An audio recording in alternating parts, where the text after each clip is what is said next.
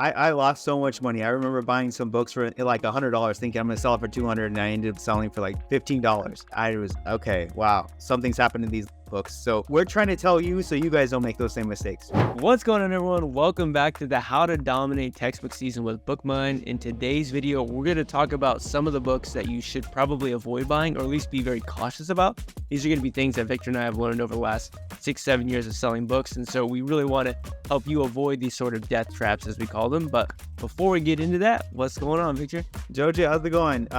Doing well. Excited about teaching new booksellers all the don't do's, right? Don't buy these books. Don't, click on this book. Make sure you don't buy these books. Stay away from them. So yeah, let's dig into it.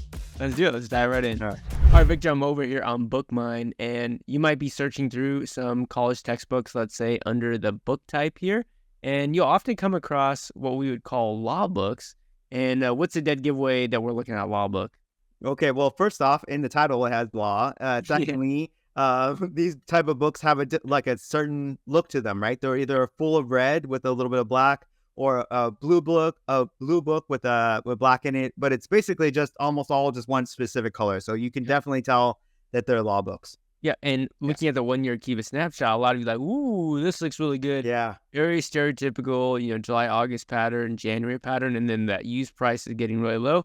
And a lot of, I would say, inexperienced booksellers would be like, okay, this is a book that's going to pop this upcoming season. But what we want to do is actually look at this book over on Kiva. And one thing that we want to caution you about is specifically law books tend to really tank in price when new editions come out, right? And so what we can see with this book over time is it actually has performed really well, right, Victor, since 2020. Right. And it's a really great pattern. Every January, every August, it's always spiking in price. All right, but then all of a sudden, the used price is really getting much lower, and that offer count is really starting to spike up. And when you sort of see this pattern, Victor, where the offer count starts to get significantly higher than it's been in the past, and then you also see sort of this used price going down,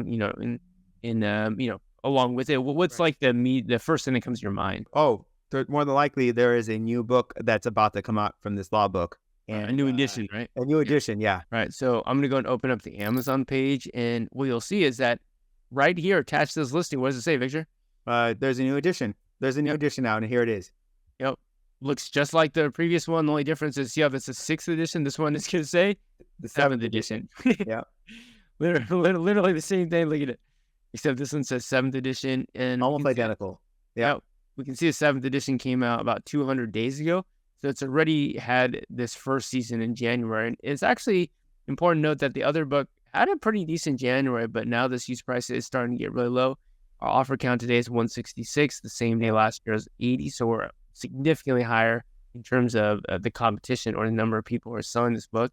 But I mean, if we look at this book, it looks like it performed well for four or so years. What would you guess with this new book that just came out, Victor? How long do you think this is probably going to perform well? I'd usually say about 4 years before you need to start worrying that a new edition will come out. And so that old book is actually kind of like a trap for a lot of new booksellers, right? Because normally you would see this and think, wow, at least it has one more season to go. Right. It just sold last August for $150 and in January $100. It has to sell for at least $100.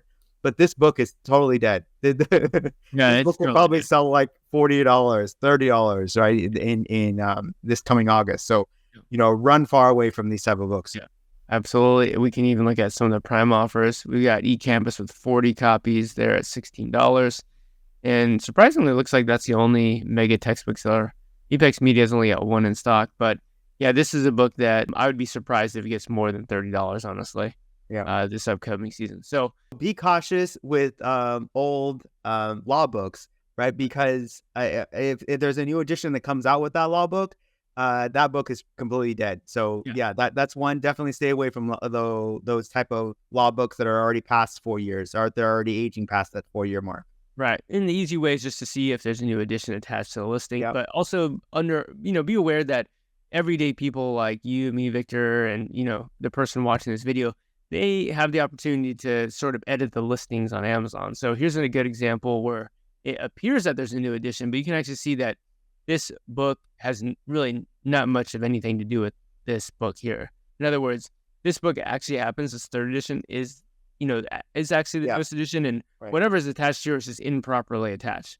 If we scroll down to the keeper graph, we can see this book did perform well in July and January. It's currently not at a price that I would recommend buying at, but this is a book that we would still think is going to continue to do well, and it actually has been out for a long time. So just because the book has been out for 4 years doesn't automatically mean that it won't do well. It's just the main thing here is you want to make sure that it is the newest edition, specifically for case books, right? Right, and basically that attachment, that this is the newer edition, and if it doesn't look like the old edition, then you can definitely tell that isn't the right book. Right.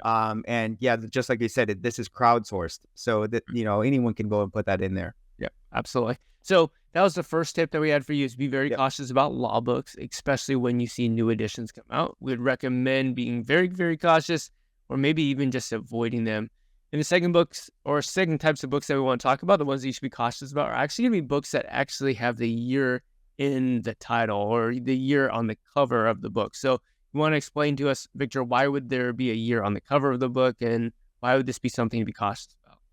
Well, a lot of times books will have a year in its title just specifically for like laws or regulations for that specific year, and they update it every year, right? So nobody's studying the regulations from 2010, right? Because those laws have already passed. They've already been updated since then.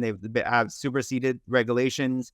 So that book, anything that's come out really, even a few years ago, is pretty much not worth much. Right. And that's what you're going to see in this book in particular, right? This book was actually around $100, and now it's really kind of crashing down because this was a book that was selling really well in 2023, which is the title for this book. Yep. You can see all the way up until the end of 2023, it did perform quite well. And in 2024 so far, it is not only selling much less frequently, but is also going down in price with the rising used offer count. Like Victor mentioned, this exact same book, you could probably type in 2012. Let's actually see if we can potentially find it. That'd be awesome if we could. I'm just going to change this to 2012. I'm hoping we can find it. And no, we have 2021, 2022, so a few years back. But what you could do, probably those books have been removed from Amazon just because they probably don't sell at all. But look at this book. This is a book that's now down to $1.50, hardly selling. Wow. 2022 is down to $6. Or selling. So this is just to recap. This book used to be $100, and now it's $1.50 3 years later. Yeah, that's what we're warning you about these types of books. Yep. So we can actually scroll down to the keeper graph of this one from 2021. Look at the last 1,500 days, and would you look at that? Same sort of pattern, right? By the end of 2021, it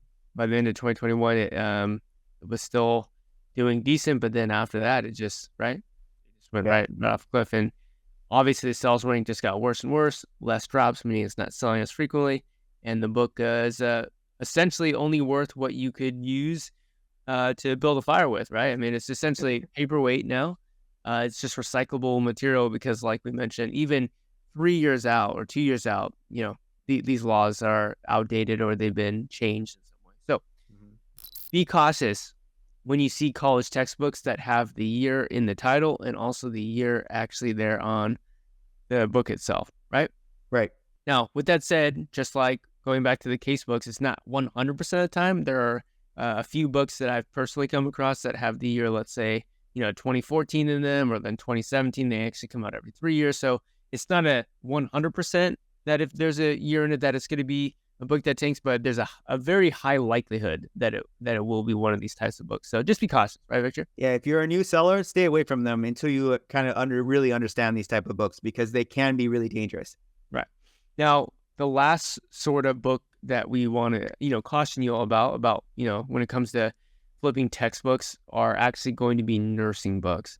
This actually says medical surgical nursing. And can you talk to us a little bit about, nursing books, why you've got to be cautious and careful about them during textbook season? Okay, so there's a lot of new advancements in medical like procedures and way that you do surgeries and stuff like that, and that's happening every year. So they come up with like basically a new edition every 2 to 3 years, and they colleges really try their best to actually get the most relevant information to their nurses. And so the older editions really crash pretty quickly because the professors want to teach the latest and greatest. And so here's the 10th edition. You you can see that we've got ourselves the 11th edition that's attached. That's probably not been out too long, but Yeah. nursing books, while they can hold tons of value when they're relevant, they also are very quick to erode in price and become essentially worthless. Looks like the 11th edition here has been out for a little bit over a year and didn't really start picking up in sales until about September of 2023. But currently, $140, a very, very expensive book. And, the 10th edition previous, you can actually see how it's starting to erode in price. This is a book that if you had, I would just, try to sell the book, honestly. Just try to get out of it because that offer count is starting to rise quite significantly. And it's essentially it's a staircase, to who knows how high that offer count is going to go. But that used price is definitely going to probably bottom out and get really low. Now, again, similarly, what we're kind of seeing here is, again, when newer editions come out, we want to be a little more cautious, but also specifically with nursing editions, you want to be careful. Yeah, because nursing editions just, drop even faster than other typical college books. Yep. So besides those three types of books, there aren't really other types of books that we would say you need to be very conservative with. But just to recap, you want to make sure that you're conservative with nursing books. You want to be conservative with books that have the actual year in the title, and you want to be conservative with law books, case series books. Okay, right. So those are the things that Victor and I learned the hard way. Meaning, we actually bought this book 6-7 years ago, and go, oh wow, I bought this law book for $37, and now I have to hope to sell for $12. I lost so much money. I remember buying some books for like $100, thinking I'm going to sell it for $200, and I ended up selling for $15. And I was wow, something's happened in these law books. So we're trying to tell you so you guys don't make those same mistakes.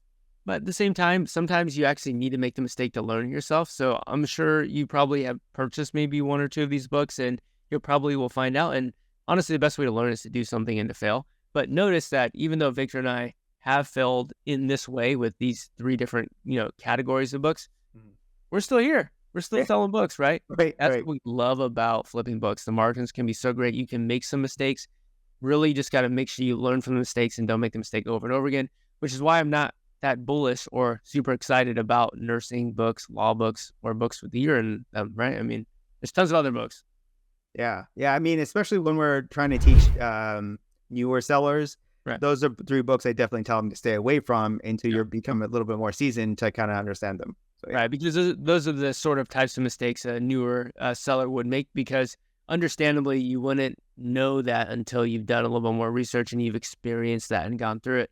But those newer sellers, as a year or 2 years ago, now it's like, oh, okay, Joji, I know what you're talking about. Now I got that. Or I actually tried to sell one, and now I had to sell it for like $20. Right? Yeah, I had to go donate it to Goodwill. Right. Right. So we really hope you guys enjoyed this third part of the how to dominate textbook season. We've got a couple more videos, so make sure you stay tuned. See you guys in the next one. Bye. See you guys.